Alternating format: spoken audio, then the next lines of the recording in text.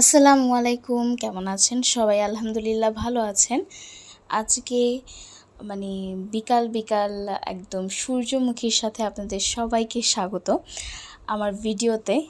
কারণ এই যে আমাদের বাসার সামনে প্রতিবার তো এখানে ধান টান লাগানো হয়, তিল লাগানো হয়, বাট এইবার একটু ডিফারেন্ট কিছু লাগাইছে। এবার শুধু ফুল লাগাইছে, এর আগেও কুসুম ফুল লাগাইছিল, বাট সেটা ভিডিও করার না, মানে আসলে খুব ভালো হয়ও নাই, সম্পূর্ণটা মাটির সাথে মিশে গেছিলো, ভিডিও করার মতো হয়েছিলও না। আর এইবার না সূর্যমুখী ফুল লাগাইছে, মানে খুব বেশি আকর্ষণীয় লাগে যখন এই সূর্যমুখী ফুলগুলো দেখি।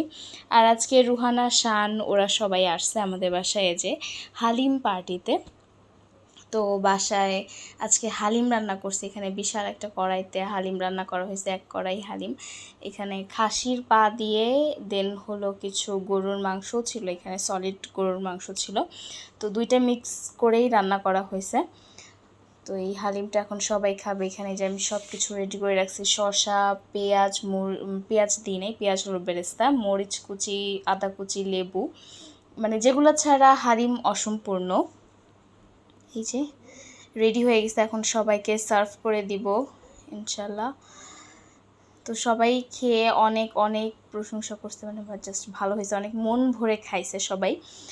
এটা হলো সব থেকে বেশি ভালো লাগার বিষয়, যে সবাই মন ভরে খাবে, তৃপ্তি ভরে খাবে, তাহলেই হলো রান্নার একটা সার্থকতা।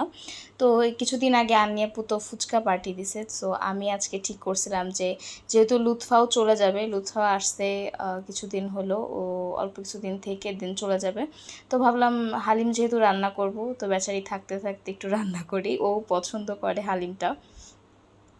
ও চলে যাওয়ার পরে এটা রান্না করে খেলে আর ভালো লাগতো না, ওর কথা বারবার মনে পড়তো, তো এই জন্য ও থাকতে থাকতেই আমরা সবাই মিলে খাওয়া দাওয়া করব, একটু আনন্দ করব, তো সেটাই চাইছি। তো আজকে এই জন্য মূলত রান্না করা। সো এই হালিমটা আমি বেসিক হালিম মিক্স দিয়ে, মানে রাঁধুনির যে হালিম মিক্স, সেটার সাথে আমি বাসাতেও একটু 3-4 পদের ডাল, তার সাথে একটু আলো চাউল, যেটা আতপ চাউল, সেটা মিক্সচার করে দেন একটা দিছি আমি এখানে, মানে ব্লেন্ড করে, যাতে একটু বেশি হয়, টেস্টও হয়। আমিও কিছু এক্সট্রা মশলা এখানে অ্যাড করে দেন রান্না করছি। সো বেসিক রান্নার রেসিপি আর সেভাবে দেওয়া হয়নি। সো আপনার কেউ যদি এই হালিমের রেসিপিটা চান, অবশ্যই আমাকে কমেন্ট করে জানাবেন, আমি আপনাদেরকে রেসিপি ওয়াইজ আরেক দিন দেখাবো ইনশাল্লাহ। তো এখন এখানে হলো সবাইকে হালিমগুলো সার্ভ করে দিচ্ছি।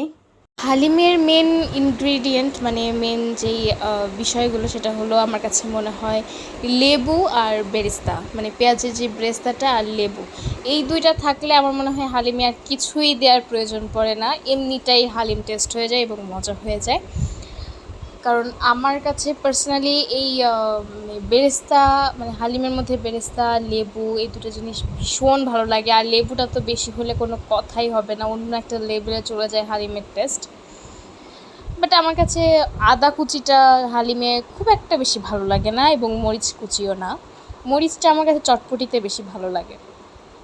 আসলে সবার টেস্ট ওয়াইজ তো এক হয় না, যার যার টেস্ট আলাদা আলাদা হয়। কেমন হয়েছে হালিম? কেমন হয়েছে? মজা? তোমারটা তো শেষ হয়নি। সবাইকে আল্লাহ হাফেজ, ভালো থাকবেন, আসসালামু আলাইকুম।